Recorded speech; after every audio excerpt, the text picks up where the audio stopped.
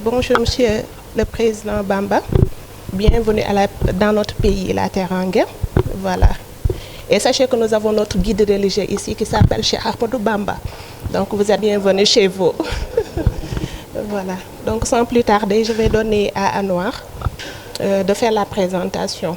Monsieur le Président de la Chambre nationale de métiers de Côte d'Ivoire, avec votre délégation, accompagné de Monsieur Diabaté et Madame Mireille, Monsieur le Directeur général du groupe Transvie, Mesdames, Messieurs les directeurs centraux du groupe Transvie, chers collègues, bonsoir.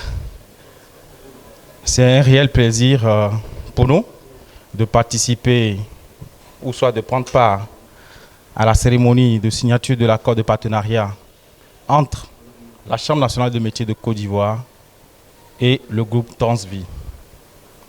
Ce partenariat permettra bien sûr aux membres de la Chambre nationale de métiers de Côte d'Ivoire de pouvoir bénéficier non seulement de la couverture maladie adéquate, mais également les accompagner dans leur projet de vie à travers les solutions que Transvie a mis en place. Et donc, aujourd'hui, chose faite, nous avons fait venir, grâce à notre directeur général, la délégation qui est arrivée hier. Et Dieu merci, tout s'est bien passé. Nous sommes là aujourd'hui pour concrétiser l'événement. Pour permettre à nos deux dirigeants, M. Abdou Diagne et M. Bamba Kassoum, de paraffer ce partenariat, nous allons d'abord laisser la parole au président pour son allocution et après, notre directeur général prendra la parole et à la suite, nous allons passer effectivement à la signature du partenariat. Merci beaucoup. Monsieur Abdou Diagne, PDG du groupe Transvie, Mesdames et Messieurs les directeurs et chefs de service, chers amis et chers invités, je suis particulièrement très heureux d'être présent ici dans ces lieux et à Dakar pour la signature de cette convention. La Chambre nationale des métiers de Côte d'Ivoire est une institution consulaire créée par l'État de Côte d'Ivoire à caractère professionnel d'encadrer le secteur de l'artisanat qui fait au moins 8 branches d'activité et au moins 245 corps de métier qui exercent de manière informelle en Côte d'Ivoire et le temps me donne la lourde charge de formaliser ces personnes. Et cette formalisation doit se faire en leur donnant une reconnaissance juridique avec toutes les commodités de la vie afin qu'ils bénéficient d'assurance santé et d'une bonne retraite après leur travail. Avant tout propos, permettez-moi de présenter toutes mes excuses, Monsieur le président directeur général, oui, qui est un homme pour moi très humble, parce que je présente mes excuses. Nous devons nous voir quand j'étais en mission à Dakar le mois passé, par la faute de ma part de n'avoir pas bien coordonné. Notre rendez-vous n'a pu se tenir, alors j'ai laissé un homme de si haut rang, avec un rang très honorable, m'entendre en vain. Mais par son leadership, il a su ménager les choses en nous faisant venir à Dakar. La Chambre nationale des métiers jouit de la personnalité civile et de l'autonomie financière. Son siège est situé à Abidjan et nous avons 12 directions régionales, c'est-à-dire dans toutes les grandes villes de la Côte d'Ivoire, nous avons un siège construit par l'État dont nous nous trouvons pour faire nos activités.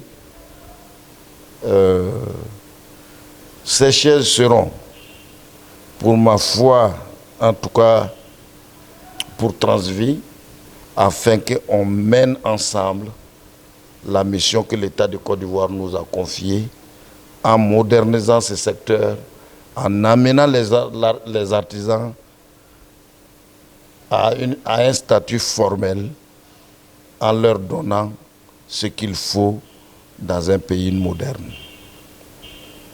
La Chambre nationale des métiers de Côte d'Ivoire assure le développement de l'artisanat. Elle représente et défend les intérêts généraux. Elle contribue à l'encadrement et la promotion du développement. Cela veut dire que les statistiques en Côte d'Ivoire officielles disent que nous avons au moins un quart de la population ivoirienne qui s'y trouve dans cette situation, soit au moins 7 millions de personnes à formaliser. L'artisanat occupe une place de choix dans notre économie. L'un des principaux leviers de l'économie ivoirienne, c'est l'artisanat. Et je pense que parmi beaucoup de demandeurs pour développer ce secteur en matière d'assurance, mon choix s'est porté sur vous parce que je suis à la destinée de cette institution depuis 2012. Et je viens d'être réélu pour un mandat de 6 ans en 2023. Donc, si Dieu nous donne la vie, nous allons conduire ces projets jusqu'en 2029 ou 2030. Je m'engagerai personnellement dans tous les programmes de formation professionnelle que l'État de Côte d'Ivoire confie à la Chambre nationale des métiers de Côte d'Ivoire, parce qu'il y a une exigence d'assurer ces apprentis lors de leur formation. Nous avons au moins 5000 jeunes à former dans 3 ans. Pour 2024, nous avons 2107 enfants à former.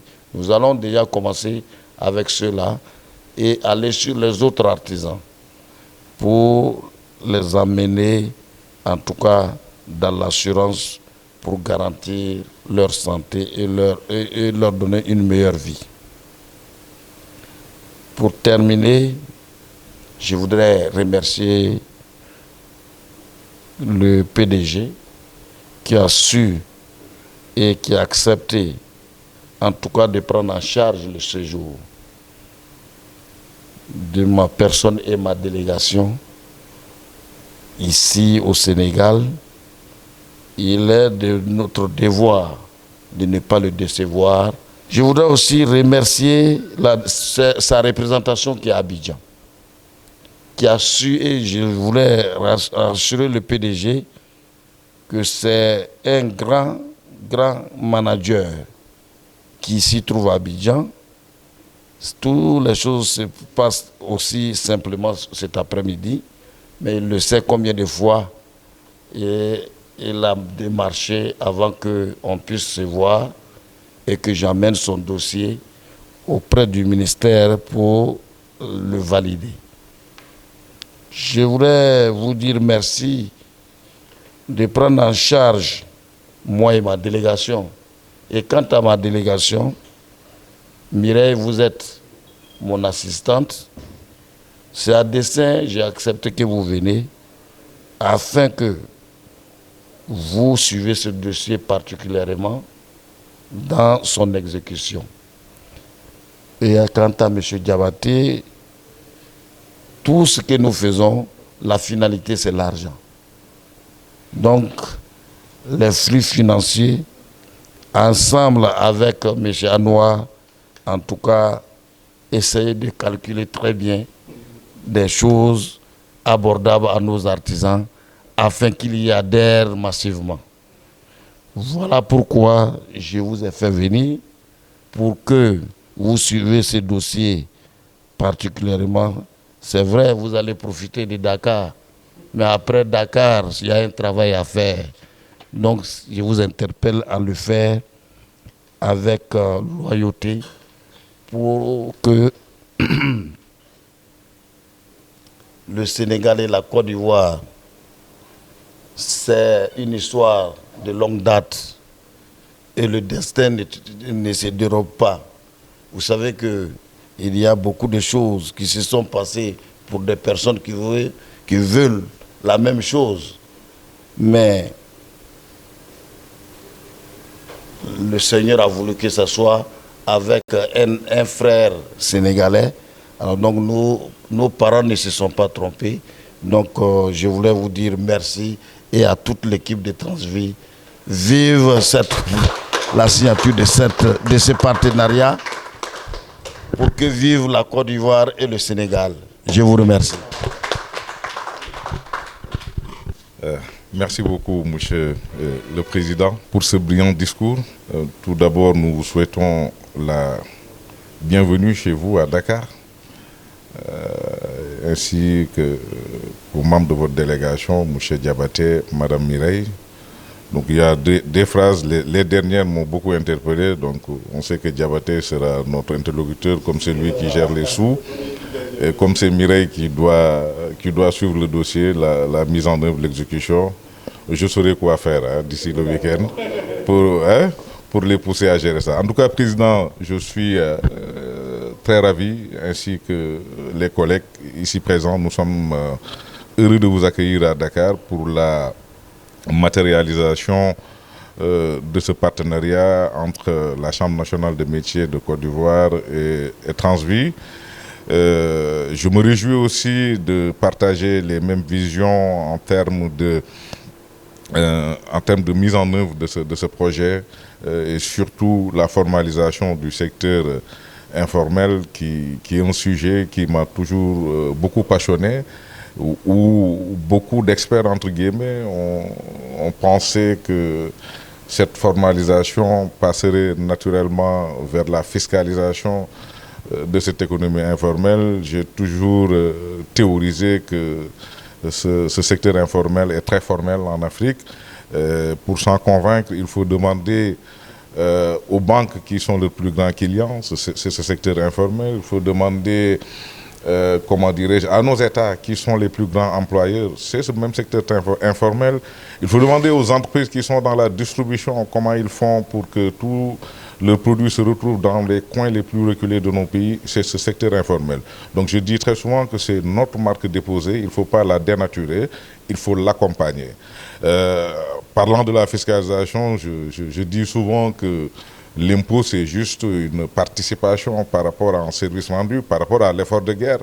Et il y a ce qu'on appelle l'impôt social dans nos pays, un gars qui a son petit magasin ou sa petite boutique et fabrique des choses, souvent emploie beaucoup de gens de son entourage. Donc c'est un secteur informel mais formel à mes yeux qu'il faut véritablement apporter d'autres types de solutions telles liées aux risques sociaux auxquels ils sont exposés dans leur vie parce qu'ils sont exclus des schémas classiques de protection sociale tels que l'assurance santé, la retraite et qu'il faut véritablement avoir des institutions comme Transvie qui ont pensé à des schémas, à des modèles qui pourraient apporter une réponse à cette situation que fait face le secteur informel par rapport à la prise en charge de maladies, par rapport à la retraite.